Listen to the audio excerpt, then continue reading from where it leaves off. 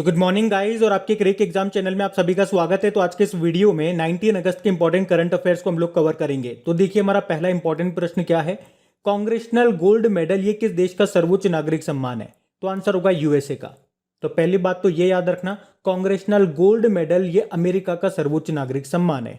और अभी ये न्यूज में क्यों रहा? क्योंकि अभी अमेरिकी संसद में महात्मा गांधी जी को शांति और अहिंसा को बढ़ावा देने के लिए मरणोपरांत ये कांग्रेशनल गोल्ड मेडल से सम्मानित करने का प्रस्ताव रखा गया है। अगर ये प्रस्ताव पास हो गया, अगर ये अवार्ड उनको दिया गया, तो महात्मा गांधी जी पहले भारतीय होंगे ये अवार्ड पाने वाले। तो इसीलिए ये प्रश्न इंपॉर्टेंट है। अब यहां से दो इंपॉर्टेंट क्वेश्चन मैं आपसे पूछूंगा। आप मुझे बताओ, एक तो 2019 के लिए और 2020 के लिए गांधी शांति पुरस्कार किसे दिया गया था? कई बार हम पढ़ चुके हैं, तो याद रखना 2020 के लिए तो बांग्लादेश के राष्ट्रपिता बंगबंधु शेख मुजीबुर रहमान को दिया गया और 2019 के लिए ओमान के दिवंगत सुल्तान कबूस बिन सईद अल सैद को दिया गया था। और महात्मा गांधी जी से आपको याद आएगा, अभी महात्मा गांधी जी के पूर्व निजी सचिव का निधन हो गया, उनका नाम क्या था? वी कल्याणम था। तो याद रखना यूएसए का सर्वोच्च नागरिक सम्मान क्या कहते हैं? उसको कांग्रेशनल गोल्ड मेडल कहते हैं। इसी तरह से कुछ और देशों के भी सर्वोच्च नागरिक सम्मानों के बारे में आपको पता होना चाहिए, जो अभी न्यूज में रहते, कम से कम वो तो याद रखो आप। जैसे कि मालदीव का सर्वोच्च नागरिक सम्मान क्या कहते हैं? उसको निशान इजुद्दीन। साउथ कोरिया का है सियोल शांति पुरस्कार। फिलिस्तीन का है ग्रैंड कॉलर पुरस्कार। अफगानिस्तान का है आमिर अमानुल्लाह खान पुरस्कार। ये याद रखना क्योंकि अभी अफगानिस्तान काफी न्यूज में है। उसी तरह से रशिया का है the order of Saint Andrew the apostle. United Arab अमीरात का है order of Zayed. Saudi Arab का है किंग अब्दुल्ला अजीज शेष पुरस्कार। बहरीन का है the King Hamad order of the renaissance पुरस्कार। और ये सारे अभी न्यूज में रहते, इसलिए ये मैं आपको बता रहा हूं पर्टिकुलर। वैसे तो काफी सारे देश हैं, सबके अपने अपने सर्वोच्च नागरिक सम्मान होंगे, लेकिन मैं यही आपको क्यों बता रहा हूं? क्योंकि ये सारे सम्मान नरेंद्र मोदी जी को मिल चुके हैं। इसके अलावा यूनाइटेड नेशन का सबसे बड़ा पर्यावरण सम्मान है champions of the earth award, ये भी इनको मिल चुका है। तो कम से कम ये न्यूज में थे, तो ये तो आप याद रखना। अच्छा, यूएसए और कनाडा की बॉर्डर लाइन को क्या कहते हैं? 49th पैरेलल कहते हैं। अब एक इंपॉर्टेंट प्रश्न मैं आपसे यहां से पूछने वाला हूं, ध्यान से सुनना। महान झील प्रदेश ये किस देश में स्थित है? तो इसका आंसर होगा यूएसए। एक्चुअल में यूएसए और कनाडा की सीमा पर 5 झीलें हैं, उन्हीं को कहते हैं महान झीलें, ग्रेट लेक। और आपको याद होगा कल हम लोगों ने जो टॉप 5 स्टैटिक क्वेश्चंस पढ़े थे, उसमें ये क्वेश्चन भी मैंने कवर किया था। और इससे रिलेटेड जो भी इंपॉर्टेंट फैक्ट्स थे वो सारे मैंने आपको कवर करवाए थे कि वो 5 झीलें कौन कौन सी है, उसमें सबसे बड़ी कौन सी है, सबसे छोटी कौन सी है, कौन सी दोनों के बॉर्डर पे आती है, कौन सी यूएसए के अंदर आती है। तो अगर आपने कल वो टॉप 5 स्टैटिक क्वेश्चंस वाला लेक्चर पढ़ा है तो कमेंट बॉक्स में टाइप करके बताइए कि वो 5 झीलें कौन कौन सी हैं। और अगर आप में से किसी ने अभी तक वो लेक्चर नहीं सुना है तो डिस्क्रिप्शन में आपको लिंक मिल जाएगा, टॉप 5 स्टैटिक क्वेश्चंस के नाम से वो लिंक मिल जाएंगे, वहां जाकर के आप उसे सुन सकते हो। अभी फिर बताइए, अभी हाल ही में the dream of revolution a biography of Jayaprakash Narayan नाम की बुक को किसने लिखा है? तो आंसर होगा बीमल प्रसाद और सुजाता प्रसाद ने। तो क्रांतिकारी नेता और स्वतंत्रता सेनानी थे ये जयप्रकाश नारायण, और उन्हीं की जिंदगी पर आधारित है ये नई किताब, जिसे अभी 23 अगस्त को रिलीज किया जाएगा। इस किताब का नाम याद रखना, the dream of revolution a biography of Jayaprakash Narayan. इसमें नारायण जी की जिंदगी से जुड़े हुए कुछ किस्से और ऐसी कहानियां हैं जो पहले कभी नहीं बताई गई हैं। इसे लिखा किसने है? तो इतिहासकार बीमल प्रसाद और लेखिका सुजाता प्रसाद ने। देखो, जयप्रकाश नारायण के बारे में कुछ बातें आपको बताऊं तो इन्हें 1970 में इंदिरा गांधी के विरुद्ध विपक्ष का नेतृत्व करने के लिए जाना जाता है। उन्होंने इंदिरा गांधी को पद से हटाने के लिए संपूर्ण क्रांति नाम से एक आंदोलन भी चलाया था। उन्हें लोक नायक के नाम से भी जाना जाता है। अगर मैं आपसे पूछूं लोकमान्य के नाम से किसे जाना जाता है तो आप बता दोगे, लोकमान्य गंगाधर तिलक को। और जयप्रकाश नारायण को भारत रत्न, भारत का सर्वोच्च नागरिक सम्मान है भारत रत्न, वो भी मिला है। मरणोपरांत मिला इन्हें 1998 में। अच्छा, एक प्रश्न मैं आपसे पूछता हूं, 1998 में वो कौन से भारतीय हैं जिन्हें सबसे पहले अर्थशास्त्र का नोबेल पुरस्कार मिला था? और इनका नाम इंपॉर्टेंट क्यों है? क्योंकि अभी इनकी एक बुक भी रिलीज हुई है, और ये प्रश्न मैं आपको कई बार बता चुका हूं। तो अब आपकी बारी, आप बताओ।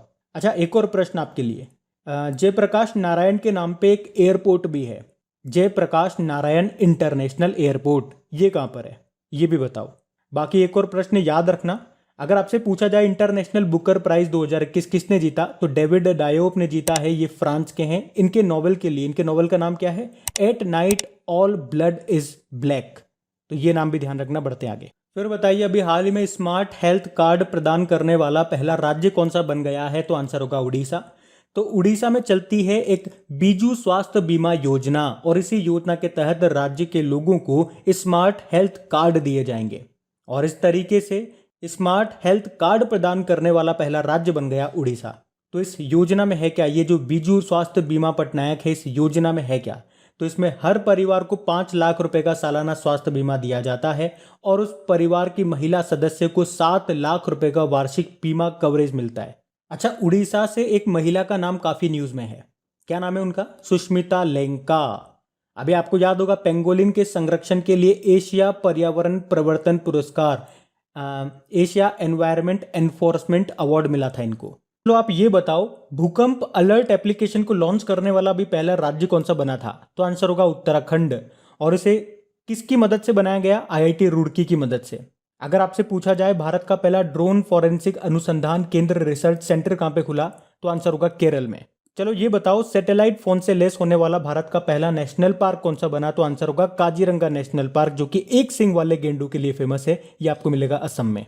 उसके अलावा आपको याद होगा, दुनिया का पहला अनुवांशिक रूप से संशोधित जेनेटिकली मॉडिफाइड रबड़ का पौधा लगाया गया था, कहां पे, असम में। अभी देश का पहला वाटर प्लस शहर कौन सा बना, इंदौर बना है। और भारत की सबसे हल्की मेट्रो ट्रेन ये किस शहर में लॉन्च होगी, तो याद रखना पुणे महाराष्ट्र में। और पुणे महाराष्ट्र से आपको याद आएगा हर्षित राजा का नाम, अभी हमारे 69th नंबर के ये ग्रैंड मास्टर बने हैं। अब बात उड़ीसा की हो रही है, तो ये रहा मैप में उड़ीसा। देखो, उड़ीसा की कैपिटल भुवनेश्वर है। यहाँ के मुख्यमंत्री नवीन पटनायक हैं, गवर्नर हैं गणेशी लाल, और नए चीफ जस्टिस बने थे एस मुरलीधर नाम है। और यहाँ से एक बार प्रश्न आया था एग्जाम में, ब्लैक पगोडा टेम्पल किसे कहते हैं, कोणार्क सन टेम्पल को कहते हैं। इसका चित्र आपको 10 रुपए के नोट पे मिल जाएगा। Longest dam of India Hirakud dam है, किस नदी पे है, महानदी पर है। बाराबत्ती स्टेडियम पूछा गया था, कटक उड़ीसा में है। और ये जो आप देख रहे हो, ये एशिया की सबसे बड़ी और दुनिया की दूसरी सबसे बड़ी खारे पानी की तटीय झील है, इसको कहते हैं चिल्का लेक।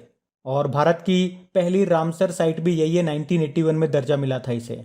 और इसी में आपको नलबाना पक्षी अभ्यारण्य भी मिलेगा। और यहाँ पे कौन सी डॉल्फिन पाई जाती है, इरावदी डॉल्फिन मिलती है। तो ये पॉइंट भी ध्यान रखना। बढ़ते हैं आगे। अच्छा बताइए, अभी हाल ही में सुडोकू पहेली के निर्माता का निधन हो गया, क्या नाम है उनका, आंसर होगा माकी काजी। माकी काजी, जिन्हें सुडोकू के पिता के रूप में जाना जाता है, ये जापान से थे। अभी 69 ईयर की उम्र में इनका निधन हो गया, तो ये नाम ध्यान रखना। देखो, कुछ और इंपॉर्टेंट नाम मैं आपको बताता हूं। आपको याद होगा लोउ ओटेंस, ये ऑडियो कैसेट टेप के आविष्कारक थे, निधन हो गया इनका। ये डच के रहने वाले थे, डच जिसे आप नीदरलैंड कहते हो। बाकी युआन लॉन्ग पिंग, नाम से ही समझ गए होंगे, चाइना के थे। तो चाइना के हाइब्रिड चावल के जनक कहा जाता था इनको, इनका भी अभी निधन हो गया। जॉन मैकेफी एंटीवायरस सॉफ्टवेयर आपने यूज किया होगा, उसके आविष्कारक थे ये। कुछ और नाम बता रहा हूं, आपको ध्यान से सुनना। नंदू नाटेकर का नाम हमने पढ़ा था, और मैंने आपको कहा था ये नाम इंपॉर्टेंट है, क्यों, क्योंकि 1956 में अंतर्राष्ट्रीय खिताब जीतने वाले पहले भारतीय बैडमिंटन प्लेयर थे ये। उसके अलावा 1961 में स्थापित पहला अर्जुन अवार्ड भी इनको मिला था। और देखो, अगर आप लोग हमारे करंट अफेयर्स का रिवीजन वाला वीडियो देखते होंगे, जहां पे हम इंपॉर्टेंट डेज भी करते हैं, स्टैटिक क्वेश्चंस भी करते हैं, और पुराने करंट अफेयर्स का रिवीजन भी करते हैं, जब भी वहां स्टैटिक क्वेश्चंस मैं आपको करवाता हूं, तो मैं आपको क्या बोलता हूं, वैसे तो स्टैटिक क्वेश्चंस का भरमार है, बुक्स आपको मार्केट में मिल जाएगी, हजारों लाखों क्वेश्चन मिल जाएंगे। लेकिन एग्जाम में आपसे किस तरह के स्टैटिक क्वेश्चंस पूछे जाते हैं, ज्यादातर वो क्वेश्चन आपसे पूछे जाएंगे जो अभी करंट अफेयर्स में कहीं ना कहीं लिंक कर रहे होंगे। जैसे कि अभी एसएससी की एक शिफ्ट में प्रश्न आया था कि अर्जुन अवार्ड ये कब स्थापित किया गया था। ये एक स्टैटिक प्रश्न है। अब एग्जामिनर ने कैसे पूछा होगा, देखो, अभी ये न्यूज में था, और जिस स्टूडेंट ने ये न्यूज बिल्कुल ध्यान से पढ़ी होगी, हमने पढ़ा था नंदू नाटेकर, इन्हें 1961 में स्थापित पहला अर्जुन अवार्ड मिला था, पढ़ा था ना। और यहीं से प्रश्न बन के आ गया एज ए स्टैटिक। तो स्टैटिक प्रश्न आपके करंट अफेयर से ही निकल के आते हैं, इसीलिए आपकी करंट अफेयर्स की रिवीजन वाली क्लास बनाई जाती है, क्योंकि हो सकता है आपके पास इतना टाइम ना हो कि आप करंट अफेयर से स्टैटिक क्वेश्चंस भी निकाल सको, तो वहां पे आपको निकाल करके स्टैटिक क्वेश्चंस कराए जाते हैं। तो अगर आपने भी अभी तक वो क्लास को अटेंड नहीं किया, तो उसे एक बार अटेंड करके जरूर देखना, क्योंकि आपके एग्जाम में नंबर का सवाल है। देखो कुछ और इंपॉर्टेंट नाम मैं आपको बता रहा हूँ। एक तो निर्मल कौर का नाम ध्यान रखना, भारत की महिला वॉलीबॉल टीम की ये कैप्टन रह चुकी हैं। मिल्खा सिंह की हो गया। मान कौर का नाम याद रखना, सबसे उम्रदराज महिला एथलीट थी, 105 साल की उम्र में निधन हो गया। 105 से आपको याद आएगा, 105 साल की उम्र में साक्षरता परीक्षा पास करने वाली भागीरथी अम्मा का भी अभी निधन हो गया। सबसे उम्रदराज छात्रा थी ये। और अम्मा से याद आएगा आपको गौरी अम्मा, केरल की पहली राजस्व मंत्री थी, निधन हो गया। चलो बताओ तो भारत की पहली महिला कार्डियोलॉजिस्ट का नाम क्या है? एस पद्मावती, इनका भी निधन हो गया। और भारत की पहली महिला कमेंट्रेटर कौन थी? चंद्रा नायडू थी, इनका भी निधन हो गया। ये सारे वो इंपॉर्टेंट नाम है जो मैंने आपको एक साथ बताए, ध्यान रखना। बढ़ते आगे। फिर बताइए, अभी हाल ही में लियोनेल मेसी ये किस टीम में शामिल हो गए? तो आंसर होगा पेरिस सेंट जर्मेन। तो अर्जेंटीना के हैं ये लियोनेल मेसी। अभी तक ये बार्सिलोना के लिए खेल रहे थे, लेकिन अब 21 साल के बाद इन्होंने बार्सिलोना को छोड़ दिया और Paris Saint Germain football club में ये शामिल हो गए हैं। अच्छा, क्रिस्टियानो रोनाल्डो ये किस टीम के लिए खेलते हैं? जुवेंटिस के लिए खेलते हैं। देखो जब भी बात फुटबॉल की होती है तो दो तीन प्रश्न आप याद रखना।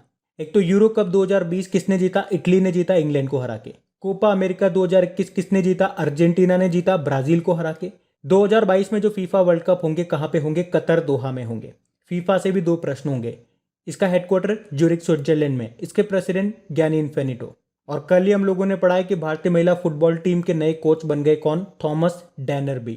और ये कहाँ से? ये स्वीडन से है। इसके अलावा भी ऑल इंडिया फुटबॉल फेडरेशन की महिला फुटबॉलर ऑफ द ईयर 2020-21 किसे चुना गया? बाला देवी को। पुरुषों में संदेश जिंगन को चुना गया। तो कम से कम इतने फैक्ट्स याद रखना। बढ़ते आगे। फिर बताइए, अभी हाल ही में किस बैंक ने फ्रूट्स पोर्टल को लॉन्च किया? तो आंसर होगा केवीजी बैंक, मतलब कर्नाटक विकास ग्रामीण बैंक। इसने कर्नाटक सरकार के साथ मिलकर के ये फ्रूट्स पोर्टल लॉन्च किया। फ्रूट्स का क्या मतलब हो गया? Farmer registration and unified beneficiary information system. और ये देश में अपनी तरह का पहला पोर्टल है जहां पे सभी किसानों की जमीन और अन्य जानकारियां इकट्ठा की जा रही है। तो इसमें सभी किसानों को पंजीकृत किया जाएगा, रजिस्टर्ड किया जाएगा और उन्हें एक फ्रूट्स आईडी नंबर दिया जाएगा। इससे फायदा क्या होगा? इससे ये फायदा होगा कि जो भी बैंक हो गए या जो भी उधार देने वाली संस्थाएं हो गई, वे किसानों की भूमि के बारे में जानकारी ले सकेंगी और ये पता कर सकेंगी कि किस किसान ने कितना लोन ले रखा है, वो टाइम पे चुकाया या नहीं चुकाया, उन्हें आगे कितना लोन देना चाहिए, वगैरह वगैरह। बाकी एचडीएफसी बैंक से आपको याद होगा इसने स्मार्टअप उन्नति पहल शुरू की थी। एक्सिस बैंक की बात करेंगे, इसने वियर एन पे कॉन्टेक्टलेस पेमेंट वियरेबल डिवाइस को लॉन्च किया था। अभी एसबीआई ने सिम बाइंडिंग फीचर लॉन्च किया और Arogyam health care business loan launch किया था। देखो कर्नाटक विकास ग्रामीण बैंक की बात करेंगे, स्थापना होती है 2005 में। इसका हेडक्वार्टर धारवाड़ कर्नाटक में है और इसके चेयरमैन कौन है? पी गोपी कृष्णा। बढ़ते आगे। फिर बताइए, अभी हाल ही में जाम्बिया के राष्ट्रपति कौन बन गए? तो आंसर होगा हकेंडे हिचिलेमा। तो अफ्रीकी देश है जाम्बिया और अभी यहाँ पर राष्ट्रपति पद के लिए चुनाव हुए थे जिसे जीत लिया हकेंडे हिचिलेमा ने। इनकी पार्टी का नाम है United party for national development और अब ये एडगर लुंगू का स्थान लेंगे। कौन? हगेंडे हिचिलेमा। बाकी एडवर्ड हैगर स्लोवाकिया के नए प्रधानमंत्री बने। मारियो द्रागी इटली के नए प्रधानमंत्री बने थे। और बात यहाँ पे जाम्बिया की है तो ये रहा मैप में जाम्बिया। कैपिटल इसकी लुसाका है, करेंसी है जाम्बियन कोचा। नए राष्ट्रपति बन गए हकेंडे हिचिलेमा। बढ़ते आगे। फिर बताइए, अभी हाल ही में MAMI फिल्म फेस्टिवल के अध्यक्ष किसे बनाया गया? तो आंसर होगा प्रियंका चोपड़ा को। तो दीपिका पादुकोण के पद से हटने के 4 महीने बाद प्रियंका चोपड़ा को Mumbai academy of moving image ने अपना अध्यक्ष बनाया है। प्रियंका चोपड़ा से 2 पॉइंट आपको याद होंगे। अभी इटली की एक लग्जरी ब्रांड है बुल्गारी, उसने इन्हें ब्रांड एम्बेसडर बनाया था। इन्होंने बुक भी लिखी थी अभी, अनफिनिश्ड उसका नाम है। देखो विद्या बालन की बात करेंगे तो इनके नाम पर कश्मीर के गुलमर्ग में फायरिंग रेंज का नाम रखा गया है। वंदना कटारिया, ये हमारी महिला हॉकी टीम की एक प्लेयर है। अभी इन्होंने टोक्यो ओलंपिक में एक ही गेम में 3 गोल करके रिकॉर्ड बनाया था और उसके लिए अभी उत्तराखंड सरकार ने, उत्तराखंड की है ये, तो उत्तराखंड सरकार ने 25 लाख रुपए दिए इन्हें और महिला सशक्तिकरण विभाग का इन्हें ब्रांड एम्बेसडर भी बनाया है। तो ये भी ध्यान रखना। बढ़ते आगे। फिर बताइए, अभी 16 अगस्त 2021 को किस राज्य या यूनियन टेरिटरी में डी जूरे ट्रांसफर डे यानी कि कानूनी हस्तांतरण दिवस ये मनाया गया? तो आंसर होगा पुडुचेरी। एक्चुअल में हुआ क्या था, 16 अगस्त 1962 को पुडुचेरी ये भारतीय संघ में शामिल हो गया था। और वैसे पुडुचेरी किसके अधीन था? तो फ्रांस के अधीन था। वैसे फ्रांस से ये आज़ाद हो गया था 1954 में ही, लेकिन ये भारतीय संघ में शामिल कब हुआ था? 16 अगस्त 1962 को। इसीलिए पुडुचेरी में 16 अगस्त को ये डी जुरे ट्रांसफर डे के रूप में मनाया जाता है। अच्छा, अगर मैं आपसे पूछूं गोवा ये किसके अधीन था? ये पुर्तगाल से अधीन था। पुर्तगाल से आज़ाद कराने के लिए हमने ऑपरेशन विजय चलाया था और गोवा पुर्तगाल से कब आज़ाद हो गया था? 1961 में। बाकी बात पुडुचेरी की है तो ये रहा मैप में पुडुचेरी। देखो पुडुचेरी में 4 जिले आते हैं। एक तो पौंडीचेरी सिटी, एक कराईकल जो कि तमिलनाडु में आता है, माहे जिला ये केरल में आपको मिलेगा, यनम जिला ये आपको आंध्र प्रदेश में मिलेगा। और याद रखना ये जो माहे जिला है क्षेत्रफल की दृष्टि से एरिया वाइज भारत का सबसे छोटा जिला है। और एक बार एग्जाम में प्रश्न आया था कि पुडुचेरी का जो हाई कोर्ट है ये कहाँ पर है, तो जो चेन्नई हाई कोर्ट है वहीं पे इसके मामले देखे जाते हैं।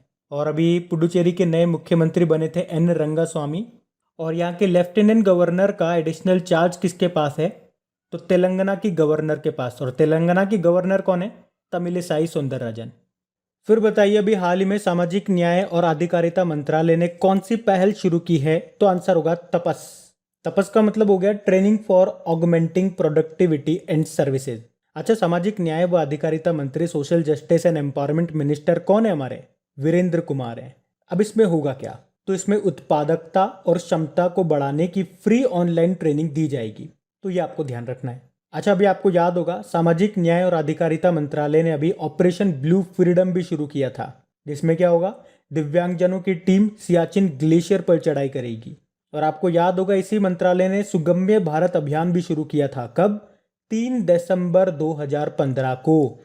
और आप जानते हो 3 दिसंबर को हम अंतर्राष्ट्रीय दिव्यांग दिवस के रूप में मनाते हैं। उसके अलावा अभी वीरेंद्र कुमार ने प्रधानमंत्री दक्ष पोर्टल भी लॉन्च किया था और इन्होंने ही भिखारियों के लिए स्माइल योजना भी शुरू की थी। उसके अलावा सीनियर सिटीजन के लिए सेज प्रोजेक्ट भी शुरू किया था और उससे पहले बुजुर्गों के लिए एल्डर लाइन प्रोजेक्ट भी शुरू किया था। चलो आप तो यही बता दो सोशल जस्टिस डे कब मनाया जाता है? तो आंसर होगा 20 फरवरी को। तो ये ध्यान रखना, बढ़ते हैं आगे।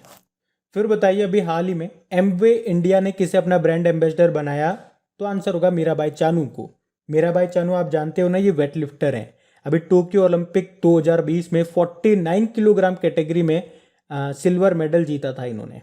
और अभी प्रोटीन वगैरह बनाने वाला ये ब्रांड है एमवे इंडिया, उसने मीराबाई चानू को अपना ब्रांड एम्बेसडर बनाया है। बाकी नारायण कार्तिकेयन का नाम आपको याद होगा, वैसे तो भारत के पहले F1 ड्राइवर थे ये। अभी जेके टायर एंड इंडस्ट्रीज ने अपना ब्रांड एम्बेसडर बनाया था इनको। जॉन इब्राहिम मोटो जीपी के भारत में ब्रांड एम्बेसडर बने। और Mahendra Singh Dhoni home interior brand है होम लेन, उसके पहले ब्रांड एम्बेसडर बने हैं ये। बढ़ते हैं आगे।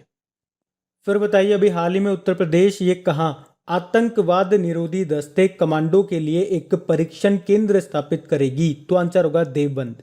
तो अभी उत्तर प्रदेश सरकार ये सहारनपुर के देवबंद में आतंकवाद निरोधी दस्ते यानी कि एंटी टेररिस्ट स्क्वाड कमांडो के लिए एक प्रशिक्षण केंद्र स्थापित करेगी। कौन? उत्तर प्रदेश। तो ये रहा मैप में उत्तर प्रदेश। देखो आपको पता है उत्तर प्रदेश की कैपिटल लखनऊ है। लखनऊ निर्वाचन क्षेत्र है रक्षा मंत्री राजनाथ सिंह का। लखनऊ किस नदी के किनारे स्थित है? तो गोमती नदी के किनारे। मुख्यमंत्री योगी आदित्यनाथ है और गवर्नर है आनंदीबेन पटेल। अभी उत्तर प्रदेश ने मुख्यमंत्री बाल सेवा योजना शुरू की थी और 2021 के लिए ई पंचायत पुरस्कार जीता है उत्तर प्रदेश ने। उसके अलावा अगर आपसे पूछा जाए कि भारत के किस नगर निगम ने देश में पहला ग्रीन बॉन्ड जारी किया, तो आंसर होगा गाजियाबाद। अभी पॉल्यूशन के मामले में अभी एक रिपोर्ट हमने पढ़ी थी, तो गाजियाबाद कि दुनिया का दूसरा सबसे प्रदूषित शहर बताया गया। देश में बांग्लादेश टॉप पे था, मतलब सबसे प्रदूषित था। अभी उत्तर प्रदेश ने अनूठी उपहार योजना भी शुरू की थी। सस्ती किराया आवास योजना भी शुरू की थी। अभ्युदय योजना भी शुरू की थी। आत्मनिर्भर कृषक समन्वित विकास योजना भी शुरू की थी। उसके अलावा हमने पढ़ा था उत्तर प्रदेश के कुशीनगर में अभी केला महोत्सव मनाया गया था। उसी तरह उत्तर प्रदेश के सिद्धार्थनगर में काला नमक चावल महोत्सव मनाया गया। उत्तर प्रदेश के लखनऊ में गुड़ महोत्सव या जयगिरी महोत्सव मनाया गया और उत्तर प्रदेश के झांसी में पहली बार स्ट्रॉबेरी महोत्सव मनाया गया था। तो ये भी ध्यान रखना। अब हम बात करेंगे कल के वीडियो में पूछे गए प्रश्न के उत्तर की। तो कल के वीडियो में आपसे पूछा था किसे अशोक चक्र से सम्मानित किया गया, तो आंसर होगा बाबू राम को। और अल्ताफ हसन भट्ट को कीर्ति चक्र से सम्मानित किया गया था। आप सभी ने प्रश्न का बिल्कुल सही उत्तर दिया है। उसके अलावा फिर से आपको याद दिला दूं, टॉप 5 स्टैटिक क्वेश्चंस का अगला वाला पार्ट कल अपलोड कर दिया गया। नहीं सुना तो सुन लीजिएगा। लिंक आपको नीचे डिस्क्रिप्शन में और आपकी क्रेक एग्जाम एप्लीकेशन में जितने भी ऑडियोज अभी अपलोड हुए हैं वो सारे आपको मिल जाएंगे वहां पे एक साथ। और इन सभी क्वेश्चंस की अच्छे से प्रैक्टिस कर लीजिए, इसकी क्विज आप लगा लीजिए आपकी क्रेक एग्जाम एप्लीकेशन पे जा करके। और इन सभी क्वेश्चंस का आप फटाफट से रिवीजन करना चाहते हैं तो उसका ऑडियो रिवीजन भी मैंने तैयार कर दिया है, उसका लिंक भी आपको नीचे डिस्क्रिप्शन में मिल जाएगा ऑडियो रिवीजन करके। और अगर लेक्चर अच्छा लगा, मेरी मेहनत अच्छी लगी है तो प्लीज़ इसे लाइक करके ज़रूर जाना और अपने दोस्तों के साथ में इसको शेयर ज़रूर कर देना। बस इतनी सी बात मेरी रख लेना। Thank you.